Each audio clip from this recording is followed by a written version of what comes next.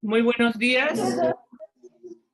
días, bienvenidos a esta sesión del ciclo de conferencias La política exterior de México en el siglo XX, de la utopía revolucionaria al declive de la independencia relativa, que ha sido organizada por las profesoras del área de política exterior de México del turno matutino en esta Facultad de Ciencias Políticas y Sociales.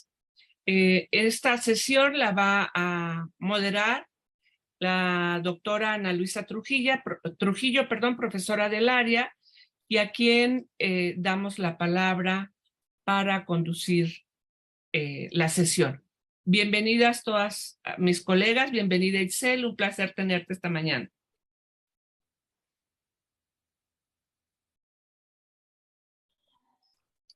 Hola, buen día a todas y todos los que nos siguen a través de la transmisión. Saludo también a mis alumnos que están aquí en el salón. Me da mucho gusto recibir a la doctora Itzel Toledo, de quien me voy a permitir leer una breve semblanza curricular. ¿Sí me escucho? Sí. Así ya. Es doctora en Historia y maestra en Relaciones Internacionales por la Universidad de Essex y licenciada en Historia por la Universidad Nacional Autónoma de México.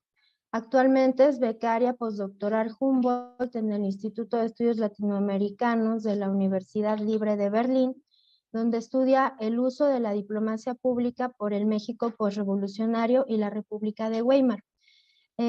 Sus líneas de investigación son la historia de las relaciones internacionales y la literatura de viajeros durante el Porfiriato y la posrevolución.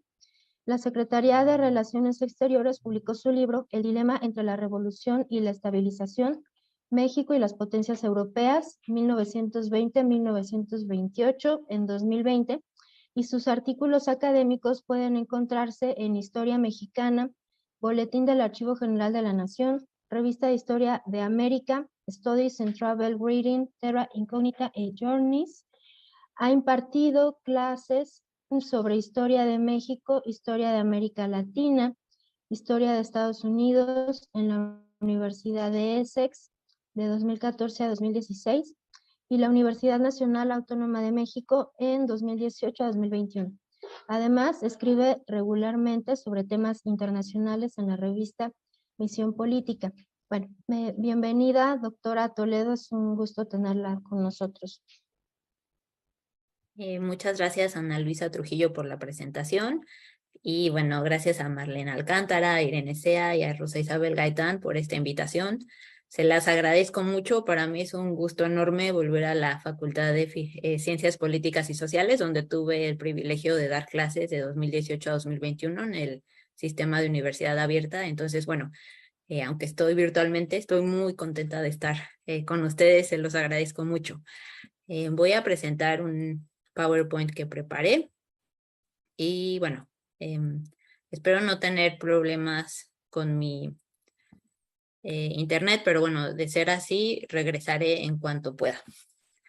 Bueno, el tema que me convoca hoy con ustedes, al que me invitaron a dar esta sesión, es el de las relaciones internacionales del México postrevolucionario.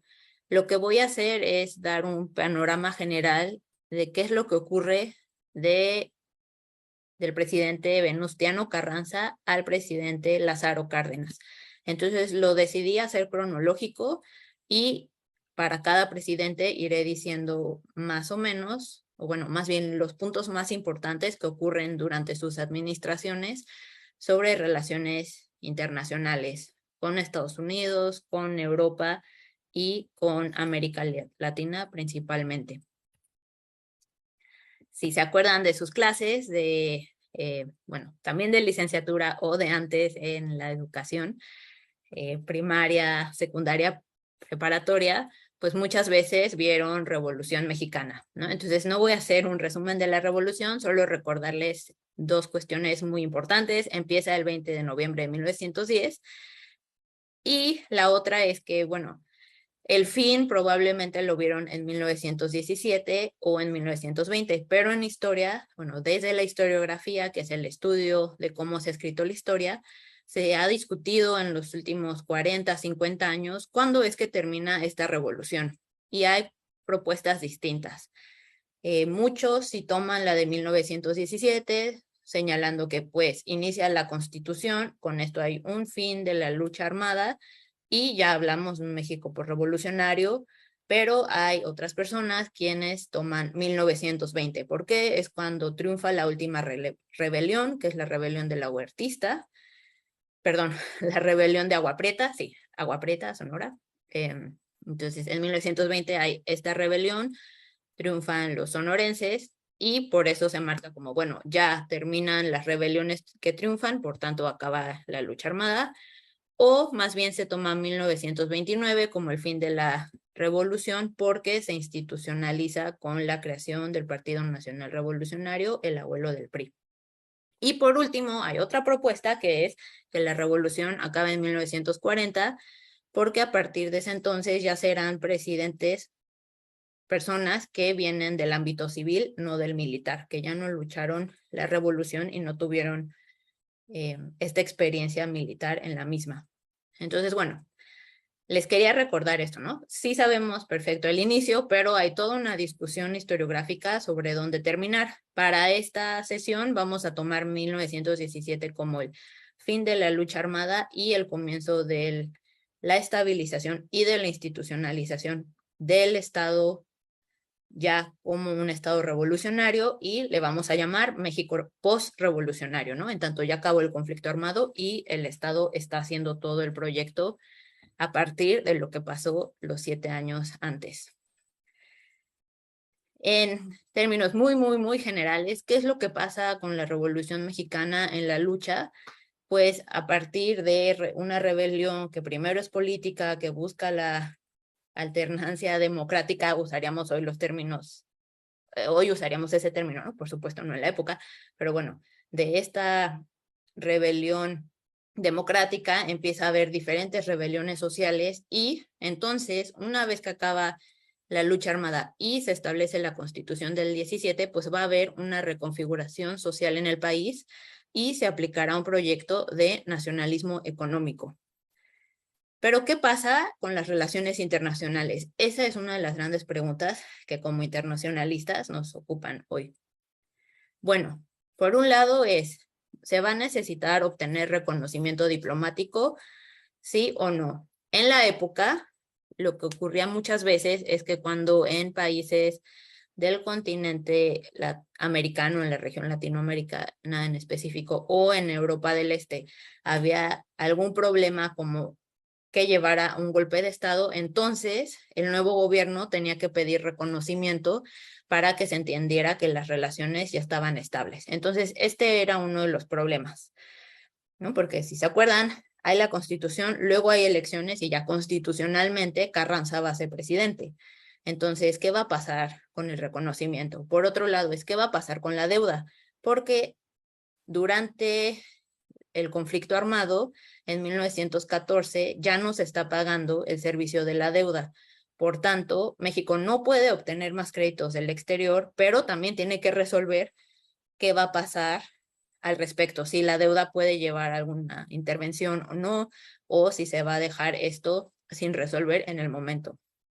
También, ¿qué va a pasar con las reclamaciones? Porque con el conflicto armado, pues hubo robo de ganado, de mercancías, asaltos a personas, murieron personas extranjeras, etcétera. Entonces, todos esos intereses económicos, sociales que tenían nacionalidad extranjera podían decidir si iban a reclamar al Estado, si querían pedir que les dieran algún tipo de indemnización o no.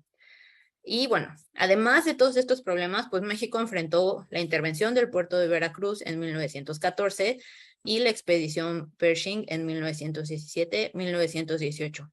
Entonces, estas cuestiones que van a pasar a lo largo de los años 10, pues también van a ser las que definen qué ocurre con la Revolución Mexicana ya una vez en el Estado, es decir, con el México posrevolucionario. Para entender las bases del México posrevolucionario, entonces tenemos que tener dos aspectos muy claros. Por un lado, bueno, ¿qué pasa con la Constitución de 1917? ¿Por qué importa internacionalmente? Bueno, porque va a tener ciertos artículos que van a poner en peligro los intereses de ciertas personas que provienen de ciertos estados poderosos. Por ejemplo, la educación pública y secular, que el artículo 3º de la Constitución invita a tener, va a poner en peligro los intereses españoles y franceses. ¿Por qué? Porque muchas escuelas privadas en el país, aunque fueran pocas, las muchas que había, eran en bastantes ocasiones llevadas por sacerdotes o personas laicas extranjeras. Entonces, este artículo 3º también va a estar relacionado años después con el conflicto religioso, que justamente va a intentar sí poner en marcha esta educación pública y secular, y por otros artículos va a hacer que los sacerdotes extranjeros se vayan. Entonces, esto pondría en peligro qué pasa con los intereses españoles y franceses, por ejemplo. Bueno, el artículo 27, todas nos acordamos, es muy importante, ¿no? Es esta cuestión de que el subsuelo y el agua pertenecen a la nación, ya no son de intereses privados. Esto será muy importante para petroleros británicos y estadounidenses, que en los próximos años estarán presionando para que sus gobiernos rompan relaciones o hagan intervenciones en el país para que este artículo no se lleve a cabo. Y por otro lado, la cuestión de los derechos laborales. ¿Por qué sería importante? Porque al pedir la Constitución que se señale ahora que solo puede haber 8 horas de trabajo, que no pueden haber niños trabajando, que las mujeres y los hombres tienen que tener buenas condiciones, esto iba a afectar la forma en que se le pagaba o las condiciones que se le daba a los trabajadores de empresas que muchas veces eran de extranjeros. Piensen que, por ejemplo, las cerveceras en México las pusieron familias alemanas, o que la industria textil de Veracruz estaba muchas veces en manos de intereses franceses, o en Puebla también, y había españoles que también tenían estas empresas, o los alemanes que estaban a cargo de las cafeteleras en Chiapas, etc. Entonces, en diferentes industrias había dueños extranjeros que con este tipo de artículos pues iban a ver afectados sus intereses y por tanto podían pedir que sus gobiernos intentaran limitar el avance de este tipo de proyectos socialdemocráticos, si lo queremos llamar de alguna forma. Y bueno, además de esto, que podía ser un problema, pues también, como saben, como internacionalistas, es muy importante la doctrina Carranza de 1918 para entender las relaciones del México posrevolucionario. Recordemos, la doctrina Carranza, si no se acuerdan muy bien, les recomiendo que lean el libro de la doctora Rosa Isabel Gaitán, que va a hablar mucho más de esto, pero bueno, en breve, acordémonos, ¿no? Busca la igualdad entre naciones, que haya respeto a la soberanía nacional y autodeterminación de los pueblos, y que haya igualdad entre nacionales y extranjeros. Esto de la igualdad entre nacionales y extranjeros está claramente vinculado con lo que acabamos de hablar de la Constitución. ¿Por qué? Porque lo que quiere el Estado mexicano pues, revolucionario es que estos extranjeros que podrían quejarse con sus gobiernos y presionar para que ellos gobiernen, presionen al gobierno de México, no lo hagan. Y México, para decir no lo pueden hacer, es porque hay igualdad entre nacionales y extranjeros dentro del país, y también invita a que esto no solo sea en México, sino también en el exterior. Bien. Ahora sí voy a pasar a describir brevemente qué es lo que ocurre en todos estos gobiernos del 17 al 40. Por un lado, ¿qué pasa con la cuestión del reconocimiento? Carranza obtiene reconocimiento estadounidense, latinoamericano y europeo en los primeros meses de 1917. Muchas veces se considera que este reconocimiento de facto que ya se le había dado de 1915, como el que leyeron en la lectura que tuvieron, por parte de Estados Unidos y América Latina, pues que este de facto se volvía de jure a partir de 1917.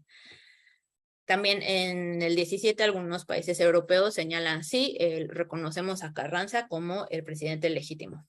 Sin embargo, el gobierno británico decide que no lo va a reconocer. ¿Por qué? Porque los británicos, y bueno, sobre todo los diplomáticos británicos, piensan que no va a sostenerse este gobierno de Carranza, que va a haber otra rebelión, probablemente otra, pero que lo que México necesita es regresar a una figura dura como la de Porfirio Díaz. Entonces, el gobierno británico decide no reconocemos y nos vamos a esperar a que sí haya estabilidad suficiente para que la revolución pueda considerarse como con un gobierno legítimo, o esperar a que sí haya una contrarrevolución como la que hizo Huerta, pero que triunfe. Entonces, bueno, el gran problema que tiene Carranza es que no logra el reconocimiento británico en esta cuestión de cómo se le ve oficialmente en el exterior. También, pues tiene que lidiar con todos estos problemas que les acabo de mencionar. Por ejemplo, el pago de la deuda. Entonces, lo que Carranza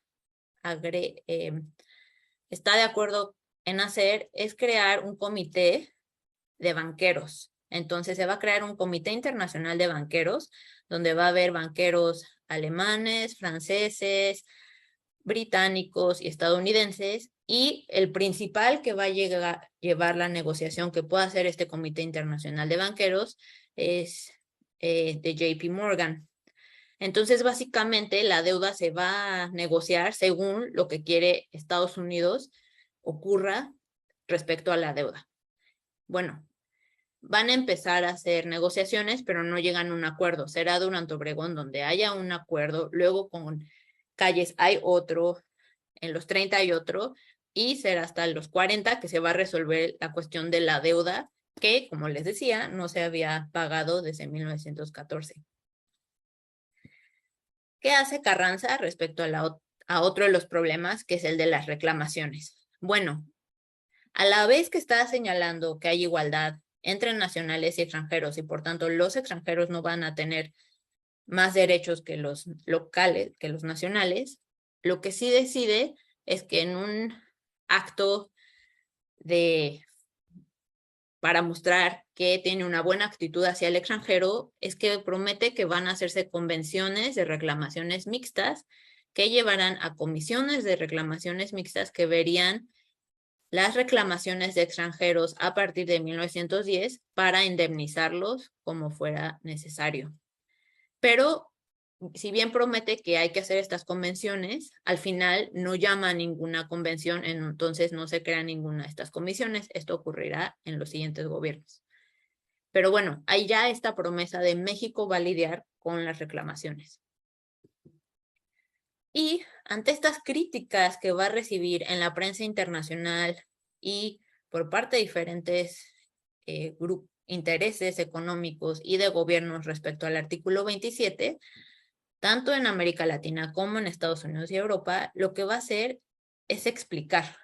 ¿Y cómo lo va a explicar? Pues a través de enviados que van a ir con diferentes representantes a explicarles, bueno, el artículo 27 se decidió así porque durante el porfiriato las condiciones de la propiedad estaban beneficiando demasiado a los extranjeros y no a los nacionales, y por tanto sí va a haber indemnización posteriormente, pero bueno, la idea es, esto es lo que tenemos que hacer porque venimos de un problema y por favor acepten qué es lo que estamos haciendo. Y bueno, claramente, mientras esto ocurre, también en Estados Unidos ya se va a empezar a formar un comité de petroleros que en los siguientes años va a presionar mucho para que justamente este artículo no pueda hacerse ley en México y sea muy dificultosa cada intento que los gobiernos mexicanos hagan porque sí haya una ley sobre el petróleo. Por otro lado, Carranza lo que va a hacer es que durante la Primera Guerra Mundial va a proponer que se genere una cierta comisión de estados que apelen a la neutralidad, ¿no? Y a lo largo de, bueno, hasta el 18 que acaba la Primera Guerra Mundial, pues estará apelando a que México debe mantenerse neutral. México se mantiene neutral y estará incentivando que otros estados en América Latina sobre todo, pero también en las regiones de Escandinavia se mantengan neutrales.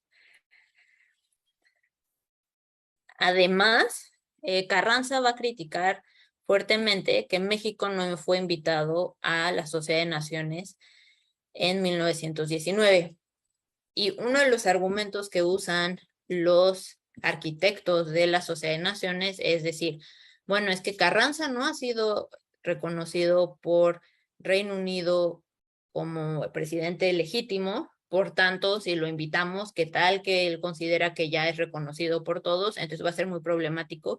Mejor no invitar a México y que eventualmente México sea quien solicite ingreso a la sociedad.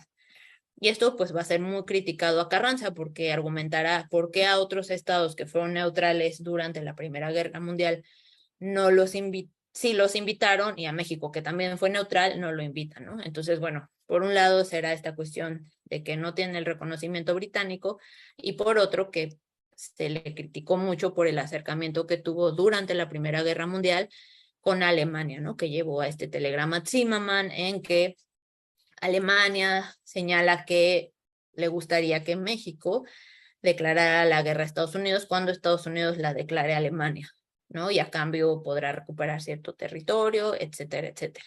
Entonces, bueno, el telegrama Zimmermann se descubre por inteligencia británica, es publicado en Estados Unidos y finalmente México nunca accede a hacer este acuerdo que quería Alemania y no llega más, pero en la prensa internacional pues se quedan con esta idea, y bueno, no solo en la prensa internacional, los gobiernos, las potencias del momento se quedan con esta idea de Alemania fue muy cercano a Carranza, por tanto, aunque haya sido neutral, en teoría pues fue pro alemán. Entonces, bueno, Carranza criticará mucho esta actitud. Y por otro lado, Carranza empezará a tomar en cuenta que América Latina es muy importante para las relaciones internacionales del país. En el primer siglo de la independencia de México, aunque había relaciones estables con países latinoamericanos, pues la política exterior mexicana nunca buscó tanto acercarse a América Latina como sí lo hizo con Europa o Estados Unidos. Carranza, en cambio, sí dirá, bueno, vamos a acercarnos más a América Latina y diferentes diplomáticos estarán interesados en ese tipo de acercamiento. Entonces, bueno, aquí les puse una lista de diferentes personajes que son algunos muy importantes para la diplomacia mexicana, como Aarón Sáenz y Amado Nervo, que justo durante el gobierno de Carranza, del 17 al 20, pues representarán a México en diferentes países de Latinoamérica. Y como pueden ver, pues sí son bastantes países y sí denotan este interés por tener buenos lazos diplomáticos. Ahora bien, empieza la rebelión de Agua Prieta y para mayo de 1920 es asesinado Carranza. Va a haber un presidente interino, Adolfo de la Huerta, y a partir de diciembre de 1920 el presidente fue Álvaro Obregón, que gobernó hasta noviembre de 1920. Una de las cuestiones que resolvió Obregón fue la de la celebración del centenario de la independencia de México. ¿Esto por qué era importante? Bueno, pues Porfirio Díaz, que había hecho estas grandes celebraciones en 1910, pues habían sido, ¿no?, de celebraciones del antiguo régimen. Entonces para Obregón era la oportunidad de decir, bueno, ya está estable la revolución y nosotros también queremos celebrar y lo queremos hacer diferente, pero por supuesto es importante que nos acompañen representantes de diferentes países.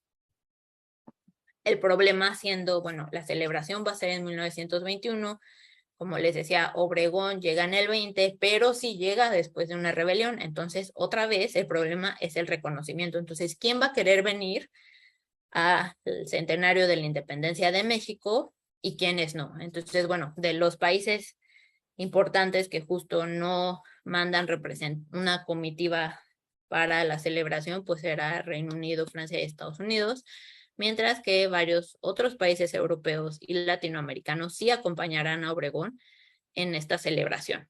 Pero bueno, sí son actos simbólicos, pero que sí permiten demostrar la estabilidad del régimen y ahora sí, la existencia de un Estado después del conflicto armado. Obregón también tendrá que lidiar con la cuestión de de la falta de ingreso de México a la Sociedad de Naciones. ¿Qué hacer? ¿Solicitar esa invitación que no se obtuvo en el 19 o dejarlo así? Y claro, con el precedente que Carranza pues no había solicitado el ingreso y además había sido muy crítico a esta actitud de la Sociedad de Naciones hacia México. Hay dos acercamientos en 1923 de la Sociedad de Naciones a México. Por un lado, envían a a una persona que trabajaba en la Sociedad de Naciones, Julián Nogueira, que estaba en la parte de la Secretaría de Sociedad de Naciones, a que visite México y vea cómo está la situación. México va a intentar ingresar o no, qué está pasando, y pues mostrar a la Sociedad de Naciones sí le importa que México ingrese, pero pues que México haga el paso, ¿no? Y a la vez, diferentes países latinoamericanos que sí forman parte de la Sociedad de Naciones mandan una invitación a México señalándole que debería así solicitar el ingreso pues para formar parte de este multilateralismo. Será Alberto J. Pani quien le diga a Álvaro Obregón: no vamos a enviar ninguna solicitud, pues igual no tenemos todavía el reconocimiento de Reino Unido, ¿no? Obregón no había sido reconocido por Reino Unido, entonces nos podemos enviar esta solicitud y que nos la rechacen y vamos a quedar muy mal parados, entonces mejor vamos a esperar a que eventualmente la Sociedad de Naciones se dé cuenta del error que cometieron. Y también Obregón va a ser reconocido por Estados Unidos hasta la segunda mitad de 1923. Y justo en 1923 tuvo lugar la Conferencia Interamericana de Santiago. Y a la hora de generar la propuesta de esta conferencia que fue en Chile y de ver cómo o qué temas se iban a tratar, etcétera, etcétera, pues México no podía formar parte de la organización porque como no estaba reconocido Obregón, no tenía un representante diplomático que pudiera ir a las juntas de la Unión Panamericana en Washington. Entonces, México no forma parte de esta organización y entonces, una vez que ya va a ser la conferencia, Obregón ya es reconocido, entonces la posición panamericana es, bueno, pues entonces que México ya vaya a la conferencia al fin que ya Obregón lo reconoció. Y ahí el gobierno mexicano dice, no, como forma de protesta no vamos a ir a esta conferencia porque no es justo lo que nos hicieron de no poder tomar parte en las negociaciones de cómo iba a ser la conferencia. Entonces vamos a ir viendo cómo se está construyendo todo este discurso de dignidad nacional de, pues, si a México le hacen el feo, México no tiene por qué estar acercándose y aceptar todo lo que hace, ¿no? Bueno, obviamente estoy usando palabras coloquiales, pero pues sí el problema es, pues la Revolución Mexicana como Estado no se siente respetada. Y bien, como pueden ver, pues la cuestión del reconocimiento sí es importante porque está afectando cómo se puede mover México en los ámbitos del multilateralismo, el ginebrino y el panamericano. Entonces, bueno, ¿qué es lo que pasa con el reconocimiento? En 1921 Obregón es reconocido por España, Italia y Alemania, pero no todavía por las potencias aliadas, o las potencias más importantes. Me refiero a Reino Unido y Francia y por otro lado Estados Unidos. Con el fin de obtener el reconocimiento estadounidense, francés y británico, lo que decide el gobierno de Obregón es tomar ciertas medidas que puedan facilitar ese reconocimiento, porque el argumento de estas grandes potencias es que cómo van a reconocer Obregón si no ha hecho lo que Carranza había prometido hacer y ni siquiera hizo, ¿no? La cuestión de las reclamaciones, ver qué va a pasar con la deuda y también la cuestión del artículo 27.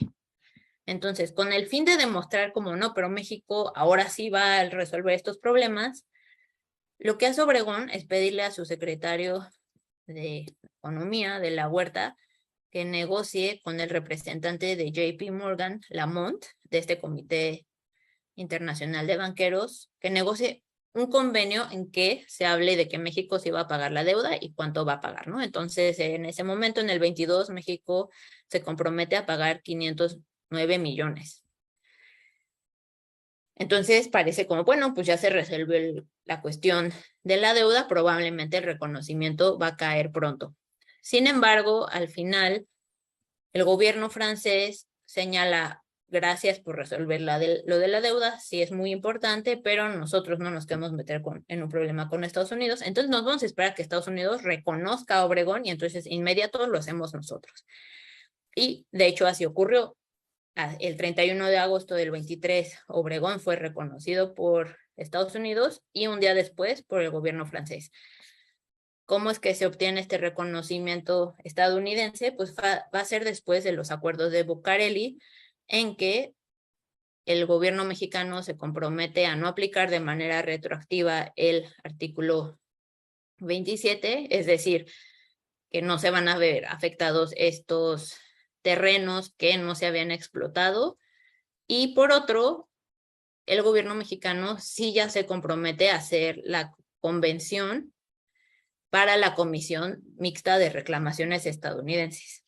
Y entonces, ya con el reconocimiento por parte de Estados Unidos y por parte de Francia y también de España, el gobierno mexicano ya va a empezar a crear las convenciones de reclamaciones mixtas que llevan a las comisiones y que van a ver todas las reclamaciones de extranjeros, en este caso estadounidenses, españoles y franceses, que tienen a partir de lo que les haya sucedido de 1910 a 1920. Otra cuestión importante que se logra durante el gobierno de Obregón es el establecimiento de relaciones diplomáticas con la Unión Soviética. En el continente americano, México es el primer país en establecer relaciones con la Unión Soviética. Y por supuesto, esto se verá con malos ojos desde Estados Unidos y desde América Latina, pero le va a ser muy útil al gobierno mexicano, porque entonces Obregón va a poder decir, bueno, sí, si firmamos los acuerdos de Bucareli, sí, hicimos el convenio de la Huerta Lamont, pero no estamos haciendo lo que Estados Unidos quiere. Nosotros tenemos una diplomacia independiente y para demostrarlo, pues vean, tenemos ya relaciones con la Unión Soviética que no tiene relaciones con Estados Unidos, por ejemplo. Y bueno, con el resto de América Latina tampoco. ¿Qué más pasa con América Latina? Bueno, va a haber apertura de representaciones diplomáticas de Perú en 1920, de Colombia en 1923, se va a subir de rango la representación diplomática mexicana en Brasil y, por otro lado, como pudieron ver en la lectura, se rompe el lazo con Venezuela. Además de estas relaciones ya Estado-Estado, también el gobierno mexicano va a empezar a tener prácticas de lo que hoy podemos llamar diplomacia pública o diplomacia cultural. ¿Qué es lo que hace? Por un lado, en 1923 va a haber un Congreso Internacional de Periodistas en Yucatán, y esto que va a permitir al gobierno, tanto yucateco como al mexicano, el federal, pues va a ser acercarse con periodistas latinoamericanos para que tengan una mejor, bueno, desde la perspectiva del gobierno, una mejor visión de lo que está ocurriendo en México y que entonces hablen bien del país del que vienen, de México en el país del que vienen. Además, el gobierno va a decidir establecer una conexión telegráfica con países centroamericanos. ¿Y qué va a hacer esta conexión telegráfica? Pues va a permitir que algunas agencias de noticias envíen noticias sobre México a Centroamérica y eventualmente, ya durante el gobierno de Calles, también a países de Sudamérica. Entonces van a haber 3 agencias que se van a ocupar de difundir noticias de México y van a ser Trends en Centroamérica y Estados Unidos, Ariel en Centroamérica y agencia DUEMS en Europa, pero eventualmente DUEMS también se va a expandir hacia Centroamérica y Sudamérica. Entonces va a ser a través de esta decisión del gobierno mexicano de poner esta infraestructura que estas agencias, que son agencias privadas, puedan colaborar con el gobierno para mejorar su imagen, ¿no? Por eso les decía que es como practicar lo que hoy en día llamamos diplomacia pública. Y por otro lado, pues va a haber el envío de mexicanos muy importantes en el ámbito académico, filosófico, educativo hacia América Latina, ¿no? Entonces, José Vasconcelos y Antonio Caso del Ateneo en los años del gobierno de Obregón en diferentes momentos visitarán América Latina y darán conferencias sobre México para explicar qué está pasando, ¿no? Entonces aquí podríamos hablar del uso de diplomacia cultural ya desde Obregón. Aunado a ello, el gobierno mexicano, el gobierno de Obregón va a ofrecer asilo político a revolucionarios latinoamericanos. Y esto es lo que va a molestar muchísimo a muchos regímenes latinoamericanos. Bien, aquí les puse una bandera, es la bandera de la Alianza Popular Revolucionaria de América, que fundó el peruano Víctor Raúl Haya de la Torre en Ciudad de México en 1924.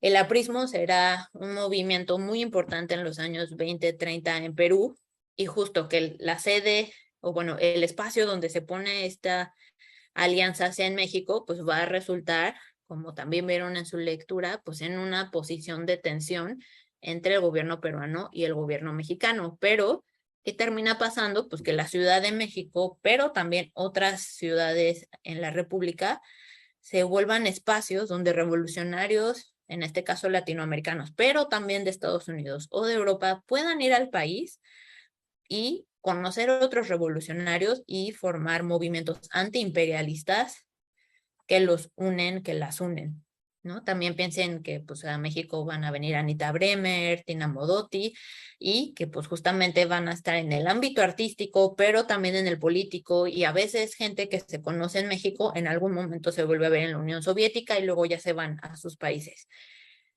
Entonces, bueno, aquí les hablé de este caso de Víctor Raúl Haya de la Torre, pero también hay el caso de Julio Antonio Mella de Cuba o Rómulo Betancourt de Venezuela, ¿no? Que será parte del conflicto entre Venezuela y México, pues que México le dé asilo político a este personaje que es muy problemático para el gobierno venezolano, gobierno que desde la administración obregonista pues es vista como reaccionario.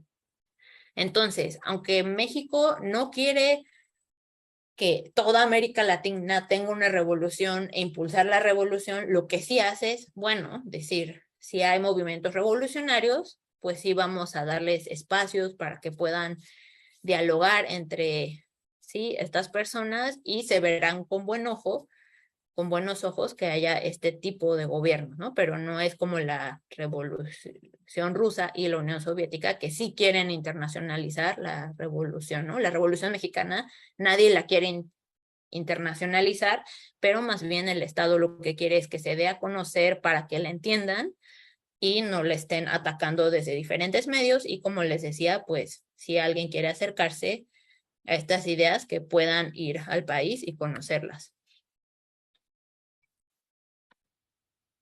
Bien.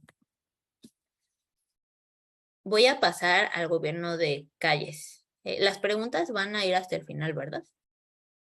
Sí, ok, bueno, entonces paso al gobierno de Calles. Finalmente, Calles es reconocido por el gobierno británico, y este reconocimiento a Calles pues hace que el Estado pues, revolucionario ya sea reconocido y tenga relaciones bastante estables e incluso amigables con Reino Unido, y también se va a crear una convención de reclamaciones mixtas en el 26. Lo importante del reconocimiento británico es que ya con por fin, el México pues, revolucionario cuenta con todos los reconocimientos más importantes. Por tanto, ya no va a ser un problema de tener que obtener un reconocimiento, y como ya no va a haber una rebelión que llegue al poder después de un golpe de Estado, porque las siguientes rebeliones van a fallar, pues ya no va a ser un tema para la política exterior mexicana desde el 25 hasta la fecha. Bien. El gobierno de Calles también va a hacer estas comisiones mixtas de reclamaciones y las convenciones con diferentes países europeos, Bélgica, Reino Unido, Alemania e Italia. En unos años se irán resolviendo, pero bueno, es esta decisión del gobierno de Calles de seguir esto que empezó Obregón, que era idea de Carranza de las comisiones mixtas, y lo que buscan es demostrar la estabilidad del régimen, pero también el interés en mostrarse amigables, aunque no tendrían que hacerlo, ¿no? Es una actitud de decir, lo queremos hacer y por eso hacemos estas comisiones, invitamos a la creación de comisiones, pero no es una obligación, es es un acto simbólico de nuestro interés en tener buenas relaciones. Como les comentaba, este convenio de la Huerta Lamont del 22 tiene que volver a ser renegociado porque la rebelión de la huertista de diciembre del 23 a febrero del 24 hace que México otra vez no pueda pagar la deuda. Entonces hay un nuevo convenio.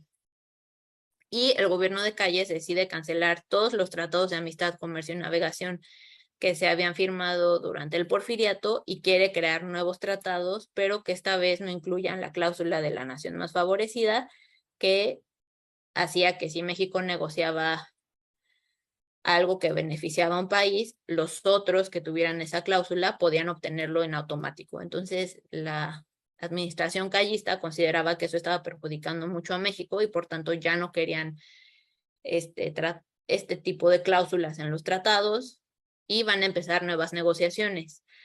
Y con quien sí logran firmar un tratado es en el 27 con Turquía.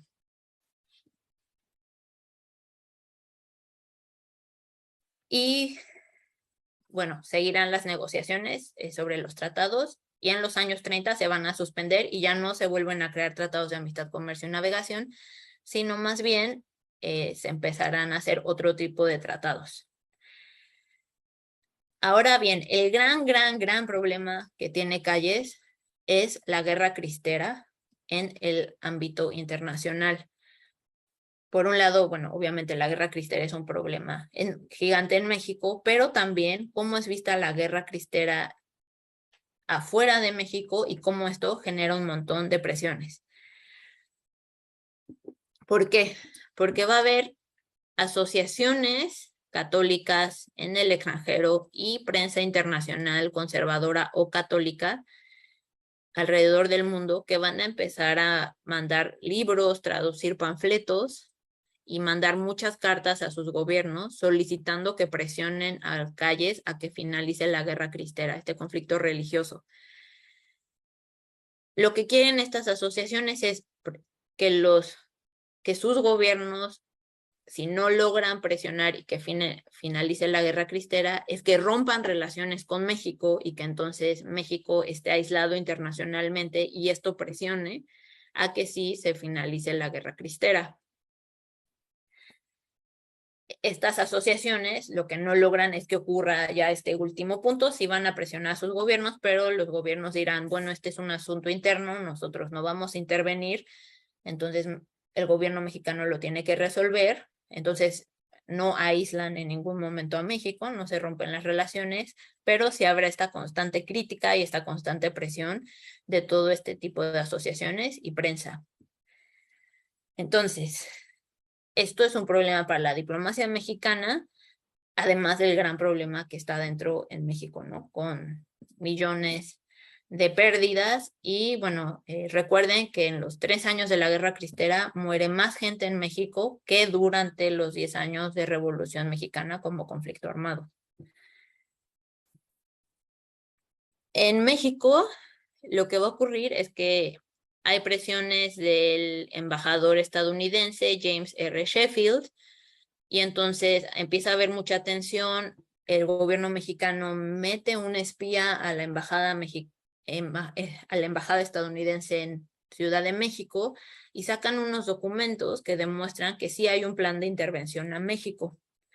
Quien lo saca es el agente B, no sabemos quién es el agente B, pero bueno, entonces el agente B saca estos documentos, los da al gobierno y entonces el gobierno los manda a la Secretaría de Estado en Estados Unidos y señala, sabemos que hay este plan. Si Sheffield sigue presionando, vamos a publicar este plan en la prensa internacional para que vean qué es lo que están planeando. El gobierno estadounidense decide sacar a Sheffield de la embajada mexicana y manda a alguien nuevo, y va a ser Dwight Morrow. Dwight Morrow tendrá toda una actitud diversa y lo que va a hacer es que se va a hacer muy amigo de Calles y va a convencerlo de que finalice la guerra cristera.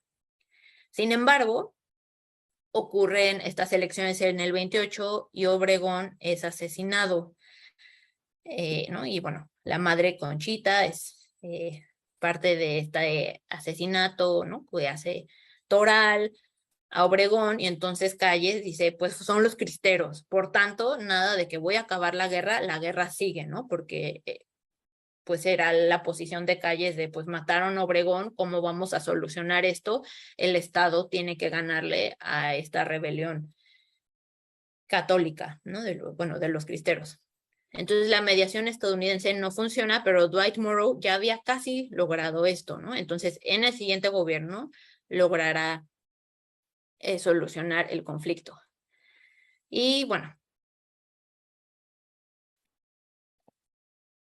además, mientras que está la guerra cristera y es todo este conflicto, por otro lado, Calles sí logra, durante su mandato de diciembre del 24 a noviembre del 28, acercar a México con Europa y con América Latina. El acercamiento con Europa es principalmente con dos países, Alemania y Francia. ¿Por qué? Porque cuando Calles fue presidente electo, antes de asumir la presidencia, visitó estos dos países en 1924.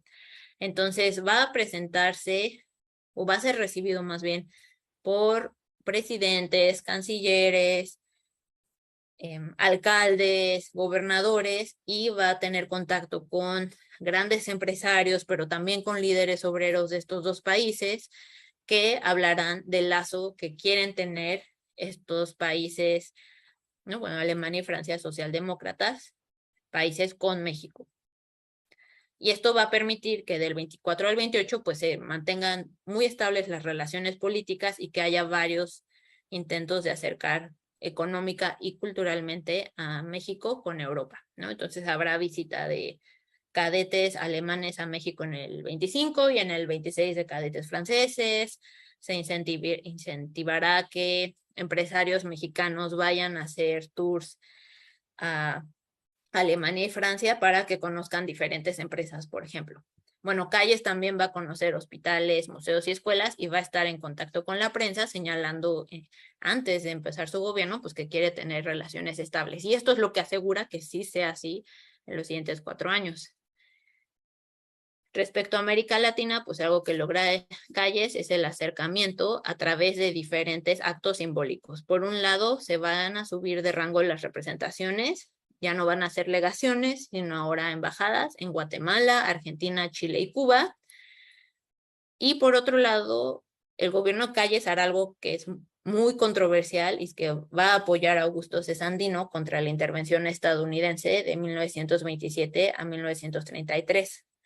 Y justamente va a ser este diplomático, el embajador Dwight Morrow, que va a lograr que el apoyo de Calles no sea tan impactante y que no se dañen los intereses estadounidenses. Entonces va a ser una decisión controversial apoyar a Sandino, pero que justo Morrow podrá frenar.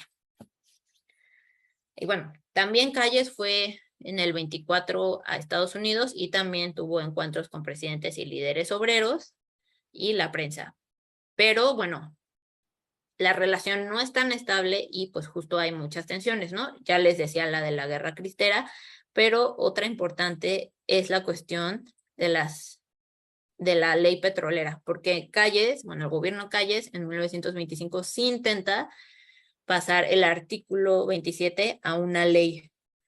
Y esto crea muchísimas presiones de los petroleros en Estados Unidos y finalmente, ya para el 27, Dwight Morrow logra que esta ley sea bueno, que no pase y entonces otra vez se queda como en el limbo que va a pasar en México con el artículo 27 y la cuestión del petróleo en México. Y para los petroleros y el gobierno estadounidense frenar que no se hiciera la ley era un gran avance.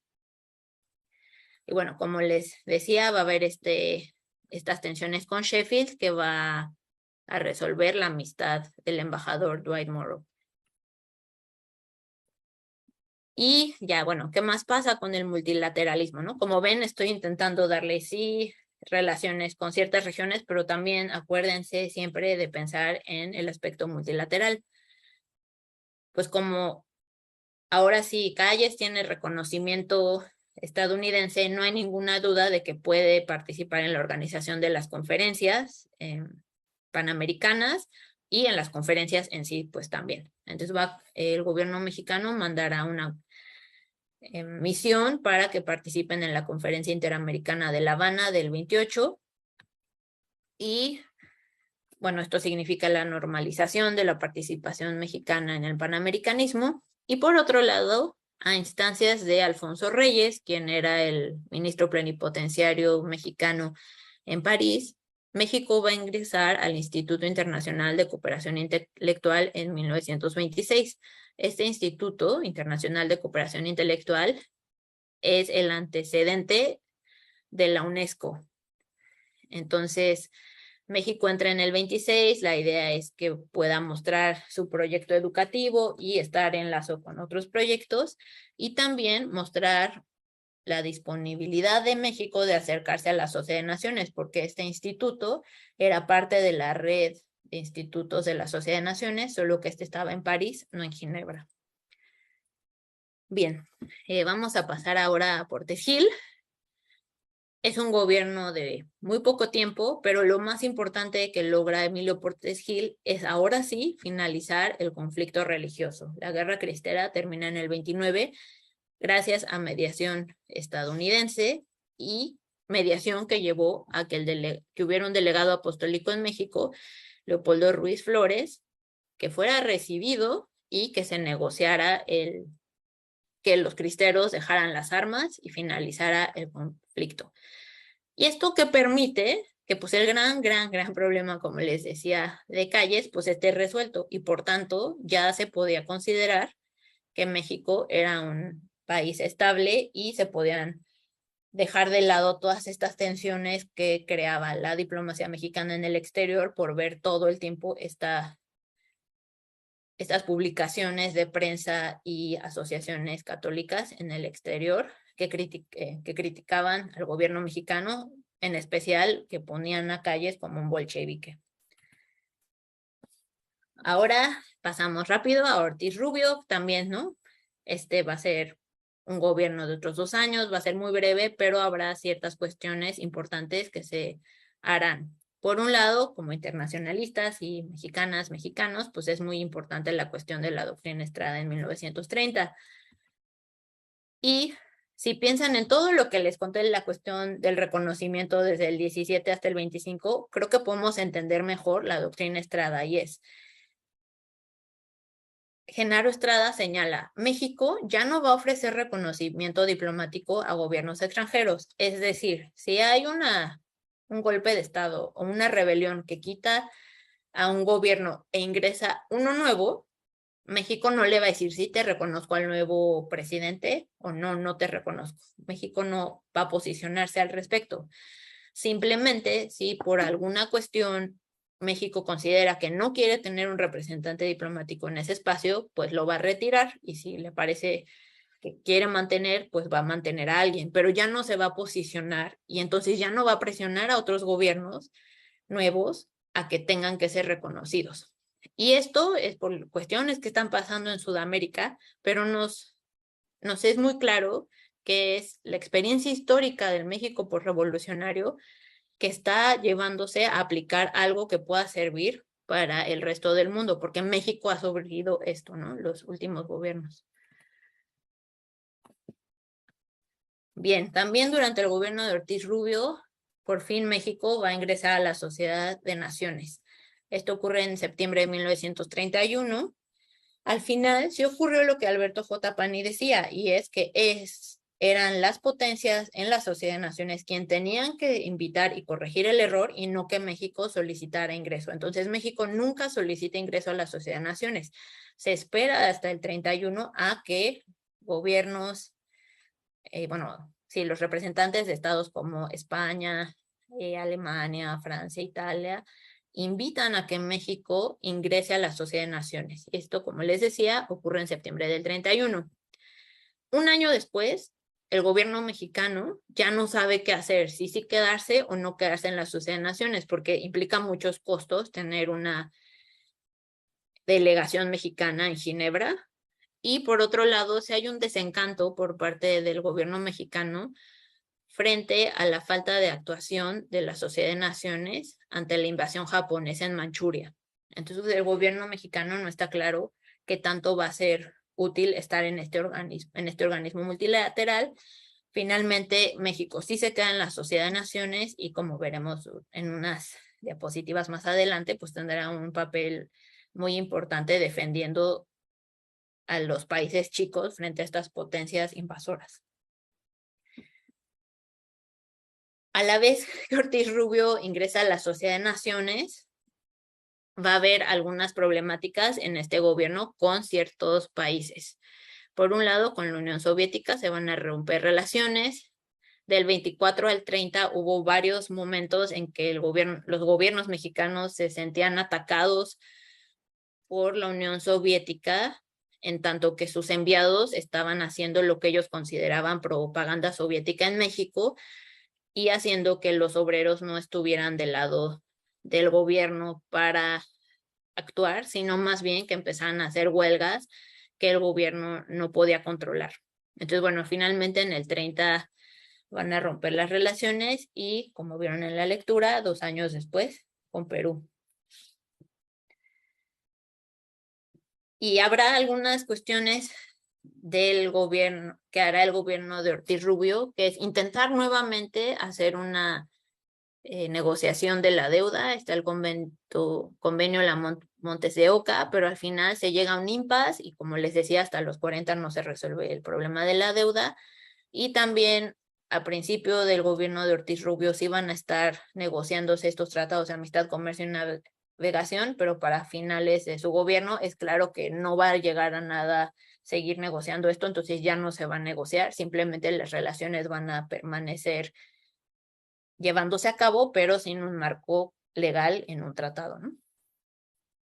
Y finalmente, estas comisiones de reclamaciones mixtas que se hacen durante el gobierno de Obregón y Calles ya van a finalizar sus labores en el 31 y en el 32. Entonces aquí solamente les puse los casos de Francia, Reino Unido y Alemania, y lo que me interesa es que vean los porcentajes.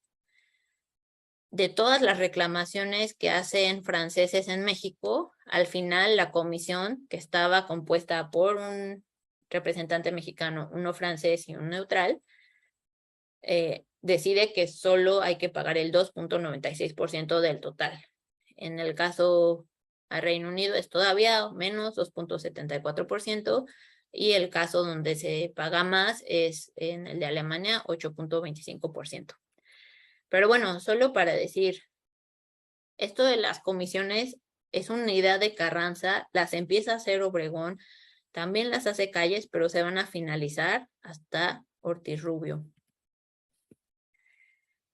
Y bueno, en el gobierno de Abelardo Rodríguez, ya 32, 34, no pasarán muchas cosas importantes en las relaciones internacionales del país. Solamente quería destacar 2 cuestiones. Una es la participación en la Conferencia de Montevideo, donde se va a señalar que se está de acuerdo que no puede haber intervención en otro estado por parte de los países que forman parte del panamericanismo. Y bueno, habrá esta reanudación de lazos con Venezuela en 1934. Y ya, finalmente vamos a pasar a Cárdenas, el último presidente del México posrevolucionario, que es muy famoso por su política exterior, por las relaciones internacionales que el país tiene en esta época, y entonces, bueno, voy a abarcar varios de estos puntos. Como sabemos, el gobierno cardenista es muy famoso por la recepción de refugiados políticos, sobre todo de españoles republicanos, miles y miles, también de algunos judíos, de algunos socialdemócratas alemanes y austriacos, y bueno, uno de los refugiados más famosos que van a estar en el país y que tendrá buenos lazos, pues era Trotsky. Y bueno, también el gobierno mexicano en diferentes frentes hará una defensa de la República Española, ¿no? Del 36 al 39. Por un lado, va a enviar armas, municiones y pertrechos militares, pero por otro lado, va a defender a la República Española de diferentes formas en el multilateralismo ginebrino, es decir, en Sociedad de Naciones, y en el panamericanismo en diferentes reuniones que habrá en estos años.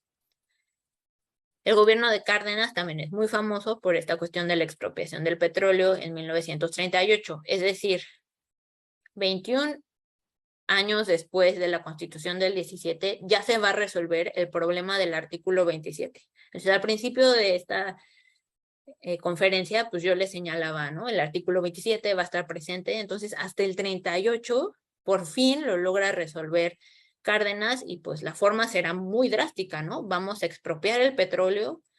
¿Y cómo lo logran? Pues en un contexto en que Estados Unidos ya sabe que la Segunda Guerra Mundial está a la vuelta y que no se van a pelear con el vecino y que otros países europeos y latinoamericanos, aunque ven con malos ojos la decisión de expropiar, en el contexto internacional, pues no es un gran problema, ¿no? Hay muchos problemas muy, muy grandes en el contexto europeo y entonces la expropiación se puede realizar finalmente. Pero aunque no hay un gran conflicto o una intervención, sí se generan tensiones con Estados Unidos que en los siguientes años se irán resolviendo, sobre todo porque Estados Unidos necesita esta relación cercana con México en el contexto de la Segunda Guerra Mundial. Y lo que sí es que Reino Unido sí decide romper los lazos diplomáticos con México. Entonces, del 38 al 42, México y Reino Unido no tendrán lazos diplomáticos y será por presiones estadounidenses que se reanudan los lazos.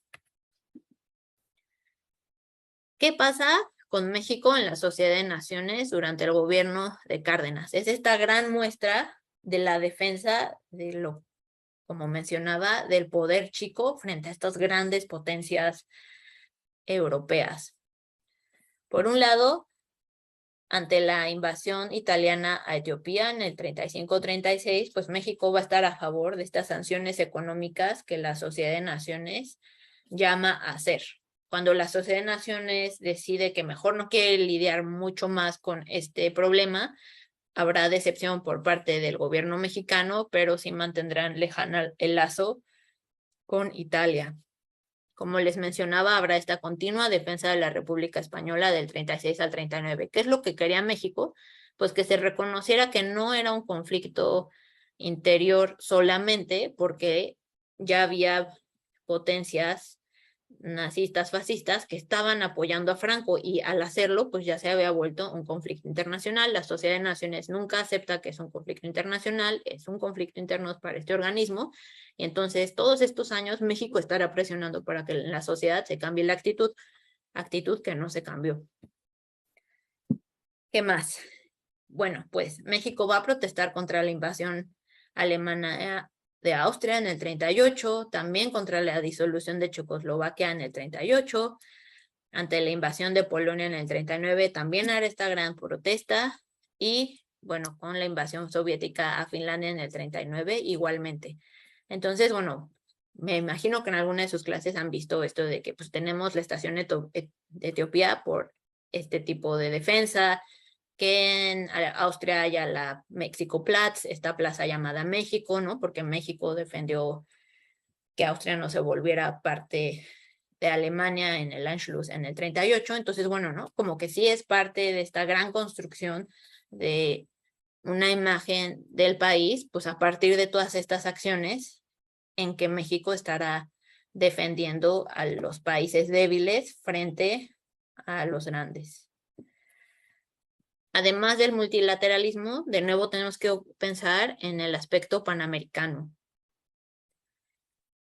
Debido a que la Segunda Guerra Mundial ya está a la vuelta de la esquina, básicamente, pues Estados Unidos va a continuar con esta política de buena vecindad de la cooperación.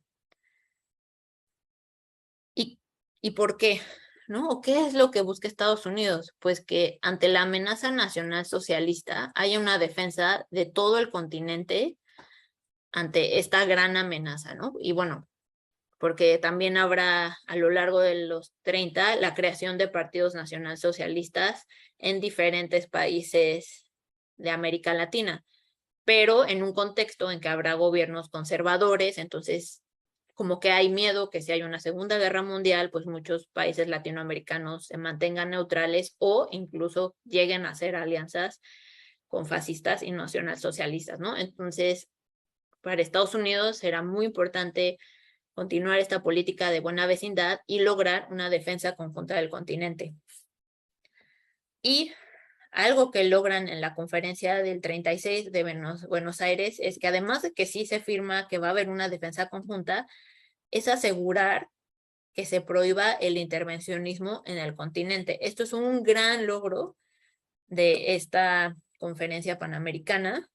Y obviamente, pues lo que estamos viendo sí es estas negociaciones de, bueno, Estados Unidos necesita de América Latina la cooperación, pero América Latina puede aprovechar este problema internacional, pues para también asegurar que Estados Unidos no sea un peligro para países latinoamericanos, ¿no? Porque pensemos que de los años 10 a los años 30, pues hubo intervenciones estadounidenses en México, en Haití, en Nicaragua.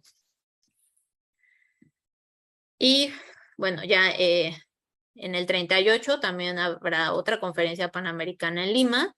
También se va a declarar la solidaridad continental y se va a acordar que ahora va a haber cada cierto tiempo reunión entre los ministros exteriores. ¿Por qué? Porque es claro que la guerra, que va a haber una nueva guerra y que tiene que haber cooperación continua. Entonces, esto se logra con esta conferencia panamericana en Lima y bueno, México va a participar y participará en estos encuentros regulares. Y bueno, esto sería todo lo que les preparé. Espero les haya sido interesante y útil. Y bueno, aquí estoy para sus preguntas. Muchas gracias por escucharme y de nuevo gracias por la invitación. Estoy muy contenta de estar aquí.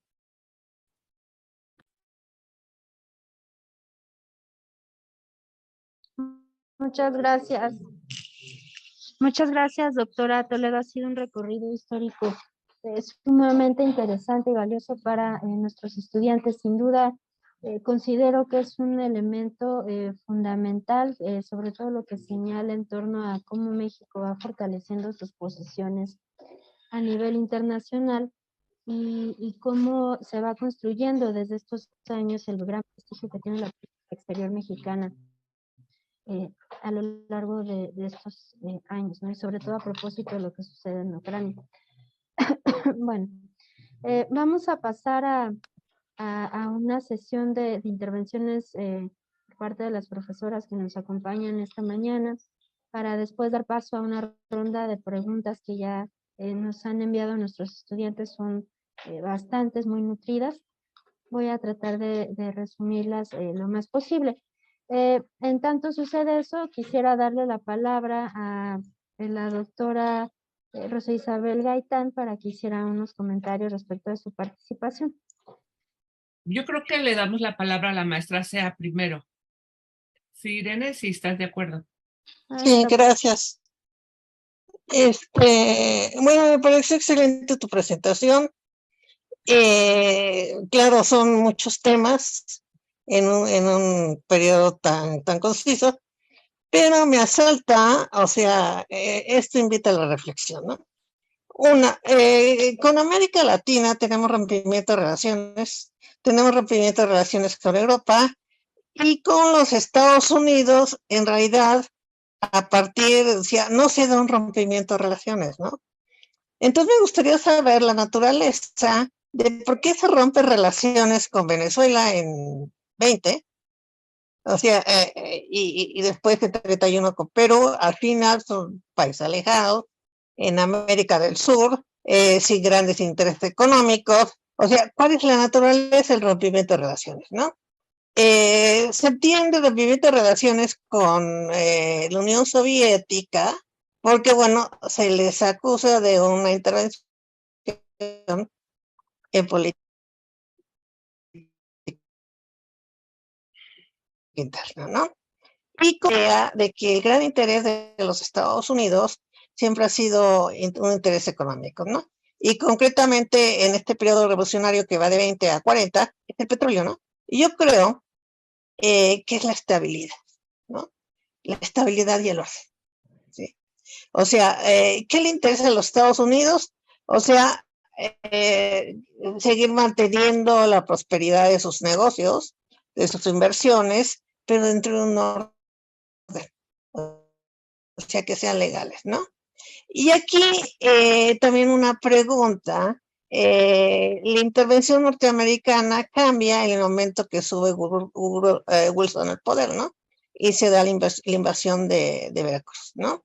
Entonces aquí lo que hace Wilson Es decir, bueno, no vamos a reconocer un gobierno en automático si es por un golpe de Estado.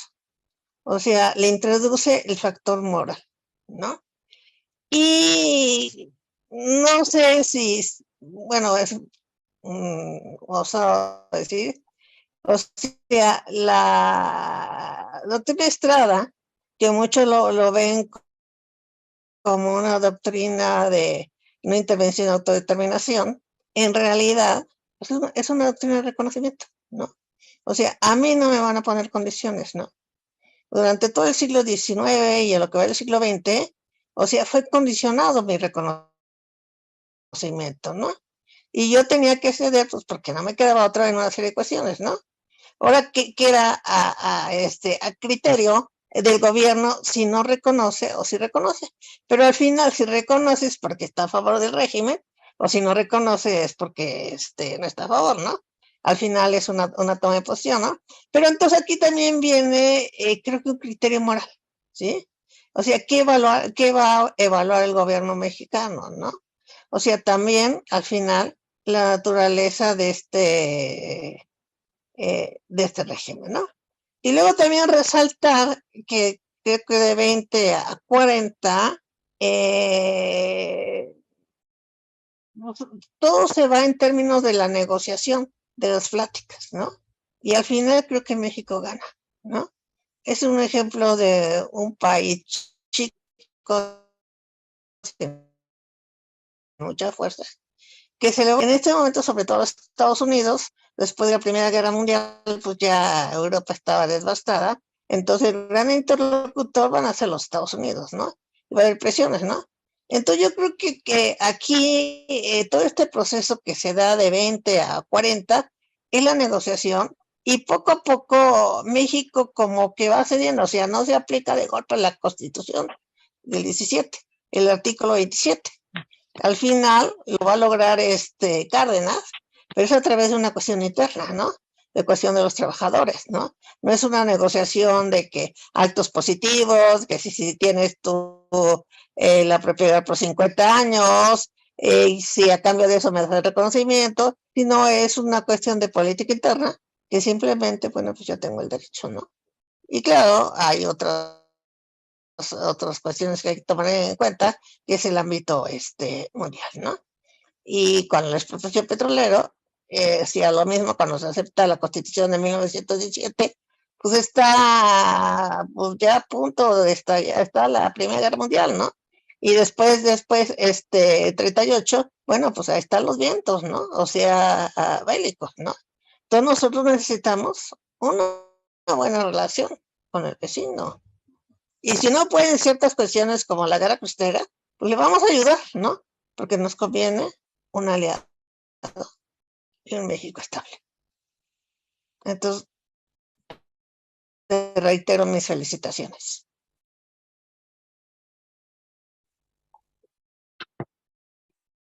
Gracias, maestra Sea. Bueno, ahora damos la palabra a la doctora Rosa Isabel Gaitán. Ok. Pues yo lo que voy a hacer por cuestiones de tiempo es agradecer esta capacidad de síntesis con la que nos ha presentado la doctora Toledo su conferencia.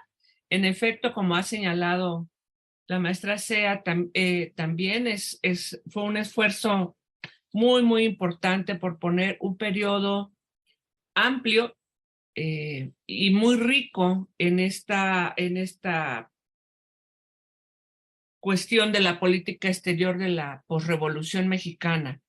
No con una región del mundo, sino con el mundo en general, ¿verdad? Con las diferentes regiones. Creo que han estado bastante bien señalados los temas, los actores,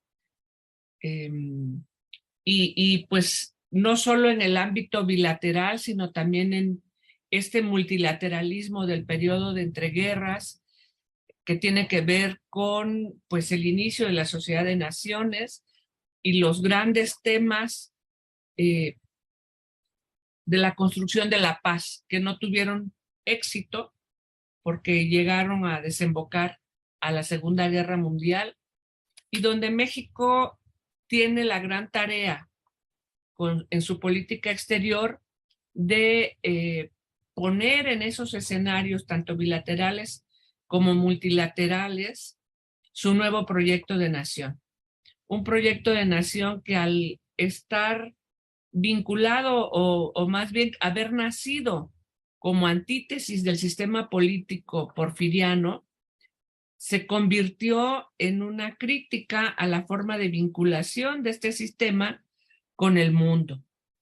Y había que reconstruir a partir de una crítica de la vigencia del derecho internacional de ese momento, de la crítica a la forma en que se daban las relaciones internacionales, sobre todo entre las grandes potencias o las potencias europeas y Estados Unidos frente a las naciones más débiles económica y militarmente hablando. Entonces, llegar a la aceptación por parte del derecho internacional y de las potencias, estos temas que la doctora Toledo ha puesto sobre la mesa relativas a la aplicación de la Constitución de 1917, pues creo que es el gran reto de los diplomáticos de este momento, de este periodo, y creo que ella lo ha apuntado de manera muy afortunada. Y por otro, pues de la función de la política exterior mexicana en este periodo, apuntalar la construcción del nuevo Estado revolucionario y lograr las modificaciones en el sistema multilateral para que estos postulados de la doctrina Carranza a nivel internacional y de la Constitución del 17 a nivel interno fueran teniendo un espacio y una aceptación que finalmente creo que al ser adoptados por la Sociedad de Naciones primero de algún modo y después por las Naciones Unidas han consolidado pues estas contribuciones de la Revolución Mexicana a las reglas de convivencia internacional que, como vemos, por ejemplo, en el material que la doctora Toledo nos propuso para la lectura anterior a su conferencia, vemos que sigue siendo necesario estudiar y hay que profundizar, y son temas que siempre requieren nuevas visitas, nuevos recursos para mayores estudios y nuevos especialistas también para abonar en este sentido. Así que no me queda más que darte las gracias, doctora Toledo. Muchas gracias. Gracias, doctora Gaitán. Ahora damos la palabra a la doctora Marlene Alcántara. Por favor, doctora. Muchas gracias. Muchas gracias a todas por sus comentarios. Itzel, nuevamente me sumo a lo que ya han dicho mis colegas, ¿no? Presentar, digamos, elementos de la política exterior en un espacio de tiempo, creo que, digamos, como tú lo has hecho, a veces no es sencillo, ¿no? Y creo que también ya lo que ha comentado aquí la maestra Irene y la doctora Gaitán, creo que me parece muy relevante porque a veces creo que lo dejamos un poco en los análisis de la política exterior, es que siempre nos situamos hacia nuestra relación con los norteamericanos, ¿no? Creo que lo que tú propones ahora desde la lectura es volver a voltear a ver justamente a América Latina y la importancia que para México sí revistió América Latina, y antes de que empezáramos esta conferencia detrás de cámaras, como comentábamos justamente, ¿no? Esto de volver a voltear a América Latina. Y tú también hacías mención a algunos otros elementos que a lo mejor los estudiamos de manera también muy, digamos, somera en el marco de las relaciones o la política exterior de México, porque más bien lo vemos desde otras áreas, organismos internacionales, la parte multilateral. Y creo que justamente, ¿no? Tu trabajo ha estado situado en el ámbito multilateral. Entonces, eso creo que también viene a enriquecer esta charla, ¿no? en el sentido de volver a rescatar estos análisis que hacían desde, pues no me invitan, no es cuando tú quieras, ¿no? Ahora yo voy a darme esta libertad, por no decir este lujo de yo decidir en qué momento me es conveniente mi ingreso al escenario multilateral, y me refiero al tema de la Sociedad de Naciones, y será distinto después de nuestro ingreso a las Naciones Unidas. Pero también aquí vemos, y creo que es importante, es algo que hemos estado nosotras trabajando a lo largo de estas conferencias y también a lo largo de las otras charlas con personajes o diplomáticos del siglo XX, ¿no? O sea, la labor diplomática, ¿no? O sea, que sí tenemos, que a veces se pierde sumado a estos otros hombres, a estos otros intelectuales en el México contemporáneo, ¿no? Del siglo XX, que también van a jugar un rol importante en el ámbito de la política exterior, ¿no? Desde su trinchera, desde su trabajo como intelectuales. Yo ahora que estaba poniendo las preguntas de nuestros alumnos, ¿no? Hay ese interés ya aparecen otros nombres, como ahora, bueno, Vasconcelos, por ahí hay una pregunta al respecto, ¿no? Y cómo nos permite este periodo, digamos, entrelazar no solamente la política exterior, sino también este tema del que tú hablabas y que también creo que es importante, ahora hablar de esta paradiplomacia, la imagen de México que a veces también dejamos, ¿no? Hacia otros momentos, como si fuera algo mucho más novedoso, ¿no? Hablando ahora de esta imagen que México, o estos estudios que han salido sobre la imagen de México en años recientes, pero no, la imagen está así, como echar mano también de otros actores, ¿no? Como los que tú acabas de mencionar, pues para que les ayuden, ¿no? A los mexicanos o a los de la época, ¿no? Cuál es la imagen y cuál es lo que yo quiero representar o lo que yo quiero, ¿no? Digamos, decirle al mundo desde el posicionamiento que teníamos con respecto a un país que ahora pues tenía una nueva legislación y que quería aplicar con respecto justamente a esos abusos de los extranjeros, ¿no? Creo que hay muchos elementos que pudiéramos rescatar. Yo lo voy a dejar aquí porque ya también por cuestiones de tiempo hay una gran cantidad de preguntas, todas me parecen interesantes, ¿no? Eso me gusta en esta participación por parte de nuestros alumnos, ¿no? Entonces, muy interesados en los temas. Y nuevamente, bueno, pues muchas gracias por habernos acompañado. Y yo espero que no sea la última, ni la primera ni la última, sino que te tengamos, ¿no? A lo largo de estas conferencias en otros momentos en el área de política exterior aquí en la facultad. Muchísimas gracias, Michelle. Gracias, Ana Luisa.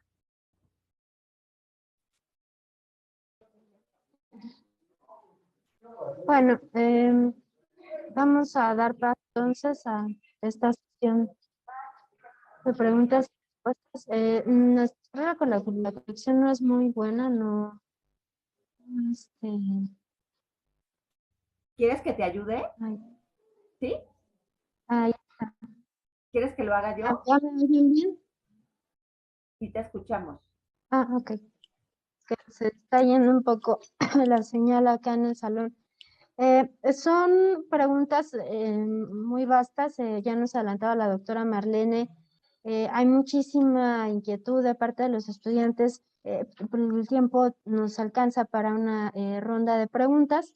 Si están de acuerdo, podríamos englobarlas en tres ideas. La primera creo que sería ¿cuál es el impacto de la Revolución Mexicana en América Latina? Hay muchas preguntas alrededor de cuál es el impacto de la revolución, no solo en América, sino también en países como Europa, en Estados Unidos, y qué tan efectiva ha sido la doctrina Carranza, si tuvo alguna influencia, algún impacto en los países de América Latina.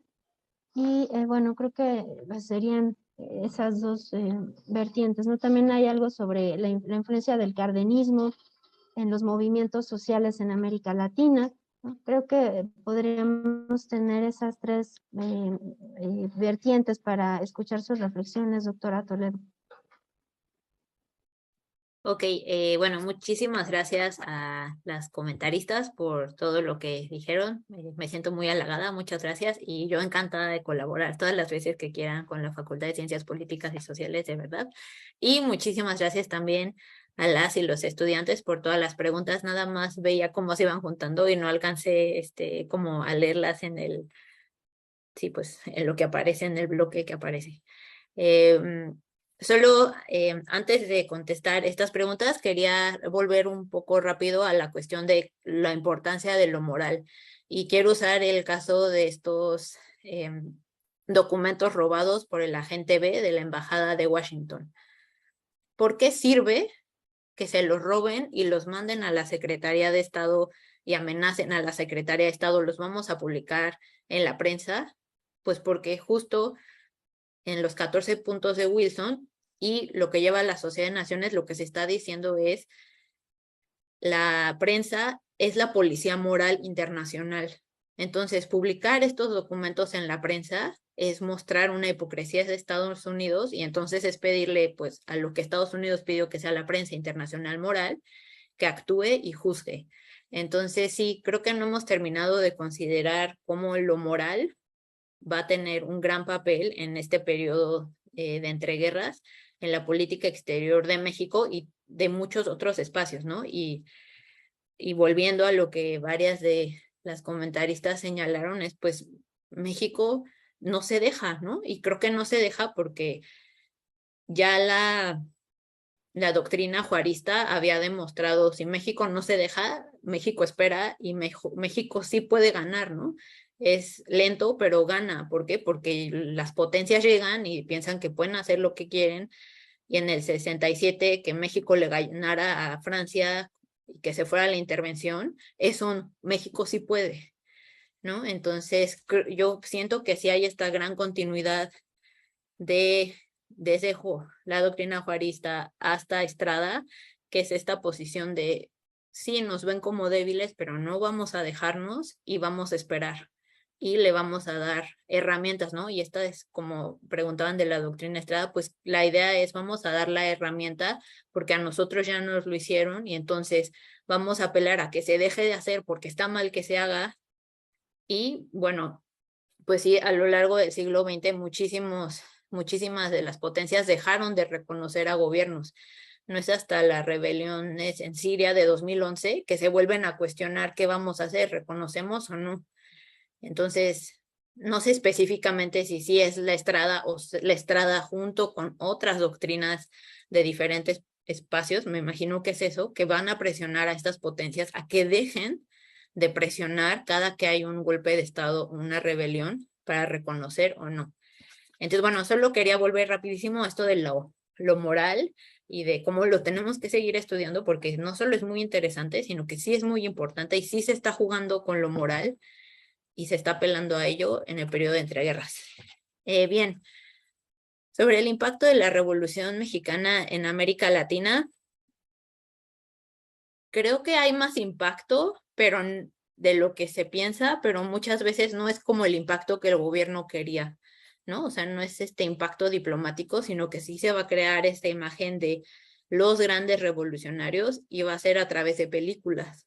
Y va a ser a través de películas que se hacen en Estados Unidos y que venden esta idea sobre qué es México, y eso es lo que se va a consumir de la Revolución Mexicana. Entonces, al final no es como todo este esfuerzo intelectual, sí, por un lado, ¿no? Habrá estos acercamientos intelectuales del México postrevolucionario con América Latina que siguen teniendo impacto a lo largo del siglo XX, pero lo que realmente pega sobre la Revolución Mexicana, pues es esta imagen cultural, es este Pancho Villa, es Zapata, y es a través de las películas, ¿no? Y también por eso es importante el cine de oro mexicano, ¿no? Porque es dar una visión también mexicana, no solo la que hacen en Estados Unidos sobre qué es la revolución y quiénes son los revolucionarios.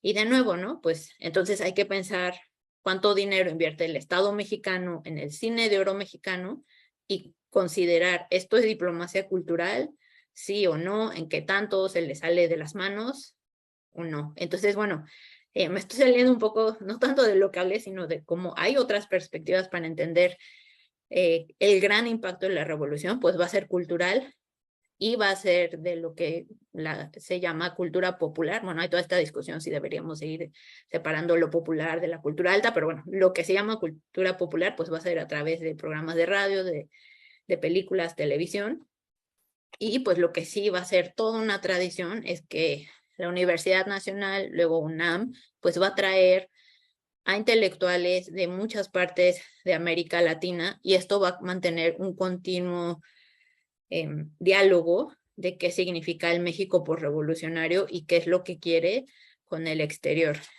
Y justo volviendo a las preguntas que me hacía la maestra Irene Sea, pues eran gobiernos como el peruano, venezolano, gobiernos conservadores, reaccionarios, que ante las protestas en sus países por parte de, digamos, izquierdas que se formaron o que estuvieron en México, pues van a echarle la culpa a México, ¿no? En el caso de Venezuela es José Vasconcelos está criticando al presidente y el presidente va a reaccionar, ¿no? Y la diplomacia venezolana va a reaccionar y va a decir, es Vasconcelos, es México, y escala, escala, y escala, y escala, ¿no?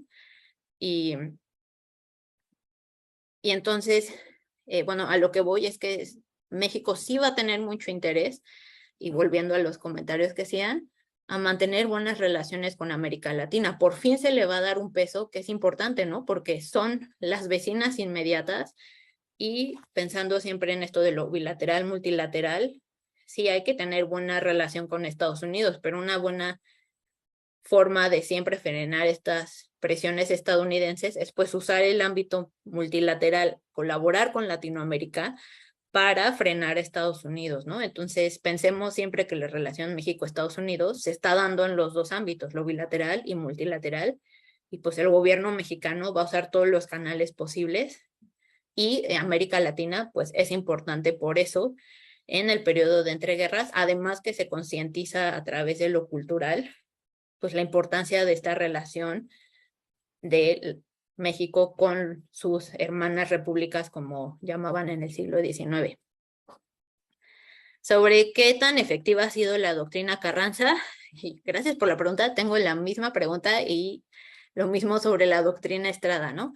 Y bueno, pues la doctrina Estrada, como decía la maestra Irene Sea, es una doctrina de reconocimiento que se puede entender dentro de esta política exterior mexicana que busca el respeto a la autodeterminación de los pueblos y la soberanía. Entonces yo creo que en lo que le ha servido mucho a un país como México tener esta doctrina es poder apelar a esta historia diplomática del país y decir, llevamos ya más de un siglo apelando a que se respete, y entonces pues como el gobierno actual, ¿no? Incluso puede seguir apelando a estos lineamientos, y que en América Latina, incluso en el mundo, se le reconozca como un país que ha estado llamando a este respeto durante un siglo.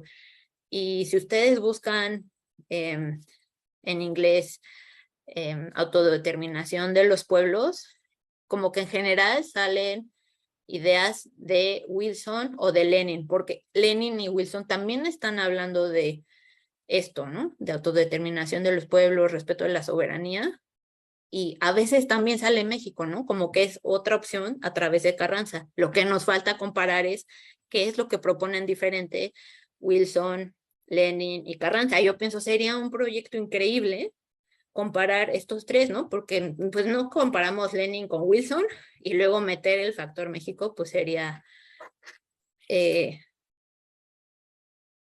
bueno, sería muy importante. Y sí, bueno, creo que ya contesté estas preguntas. Muchas gracias.